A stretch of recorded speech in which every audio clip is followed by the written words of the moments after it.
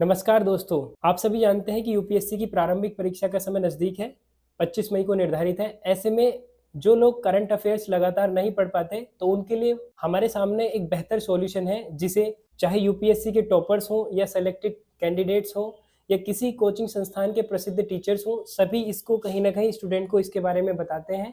और क्या है इसमें ऐसा ख़ास, क्या हमारी मुख्य भूमिका निभा सकती है ये हमारी प्रारंभिक और मुख्य परीक्षाओं में, इस पर चर्चा करेंगे। देखिए, अभी जो है ये 4 पुस्तकें आई हैं हिंदी माध्यम में, तो मैंने सोचा कि इन 4 का ही रिव्यू आपके सामने कर दिया जाए।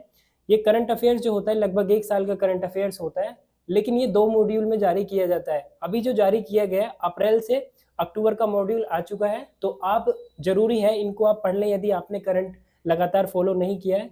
तो इसमें सबसे पहले बातचीत करते हैं कि किस तरीके से क्या है इनमें ख़ास, आइए दिखाते हैं। आपके सामने राज्य व्यवस्था का है, देखिए अप्रैल से अक्टूबर। इसमें क्या होता है, जैसे आपका कोई टॉपिक करंट में रहा होगा, जैसे इलेक्शन करंट में रहा था, तो सुर्खियों में क्यों था, उसके साथ इलेक्शन के प्रावधान क्या है। अब देखिए, आप पूरा देखेंगे चुनाव आयोग का संवैधानिक प्रावधान क्या है, कहाँ पर उसकी संविधान में बात की गई है।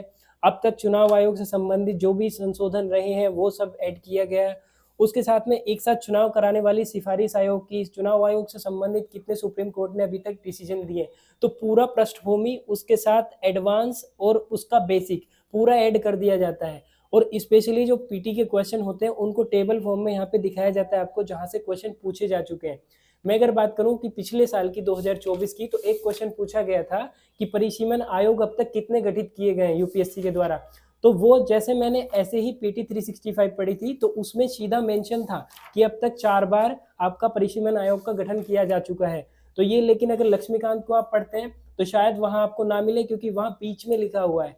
लेकिन यदि आप इसको फॉलो करते हैं तो आपका स्टैटिक के साथ साथ एडवांस और करंट अफेयर्स सब इंक्लूड हो जाता है इसमें। तो इसीलिए इसकी एफिशिएंसी ज़्यादा एग्जाम में, और मेंस के एग्जाम की दृष्टि से यहाँ से आप पॉइंट टू पॉइंट चीज़ें इनको कलेक्ट कर सकते हैं, अपने शॉर्ट नोट बना सकते हैं, जिसको आप मेंस में लिख सकते हैं। उससे आपके जो उत्तर की प्रभावशीलता है वो कहीं ना कहीं बढ़ जाएगी।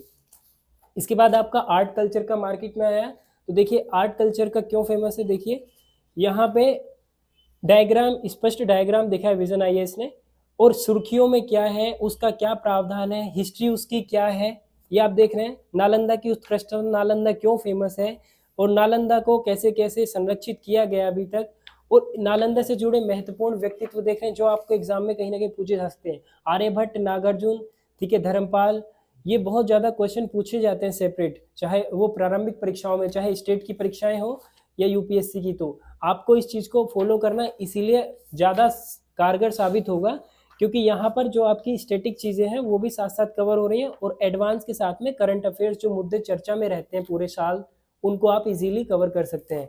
ये आपके साथ में इकोनॉमी की है, इकोनॉमी की भी हिंदी माध्यम में आ चुकी है। तो इसमें देखेंगे आप, अभी जो बजट आया ना वो इसमें इंक्लूड नहीं है, बजट के लिए अलग से आप, जो इसकी सेकेंड पार्ट आएगा उसमें बजट का जो भी होगा, करंट अफेयर्स, वो सब ऐड होगा। लेकिन उससे पहले जो भी चीज़ें चर्चा में रही वो इसमें ऐड है, तो आप इसको भी देखें, बहुत अच्छे से देखिए किस तरीके से डायग्राम बना करके इन्होंने चीज़ों को दिखाया है। यहाँ अगर आपने स्टैटिक एक बार पढ़ लिया, स्टैंडर्ड बुक आपने पढ़ ली है, तो इसे पढ़ने में बहुत इंटरेस्ट आपको आने वाला है। और इसी के साथ में देखिए एनवायरनमेंट की, लगातार एनवायरनमेंट का जो है वेटेज प्रीलिम्स एग्जाम में लगातार कंटिन्यू बढ़ रहा है। तो उस सब चीज़ को देखते हुए एनवायरनमेंट की जो पुस्तक है इसको आपको जरूर देखिए। प्रवाल विरंजन बहुत ज़्यादा चर्चा में रहा था, कहीं ना कहीं ग्लोबल वार्मिंग की वजह से जो प्रवाल है उन पर इफेक्ट पड़ रहा है और कहीं ना कहीं नष्ट होते जा रहे हैं। चाहे वो ऑस्ट्रेलिया का ग्रेट बैरियर रीफ हो, उसको यूनेस्को की जो धरोहर लिस्ट में शामिल किया जा चुका है और उसके संरक्षण के लिए लगातार कदम उठाए जा रहे हैं। तो आगे की राह क्या है, उसकी हिस्ट्री क्या है, उसके संवैधानिक प्रावधान क्यों है चर्चाओं में, आपके मेंस के उत्तर से क्या आप उसको किस प्रकार से संरक्षित कर सकते हैं, हर तरीके से यहाँ पे बताया जाता है।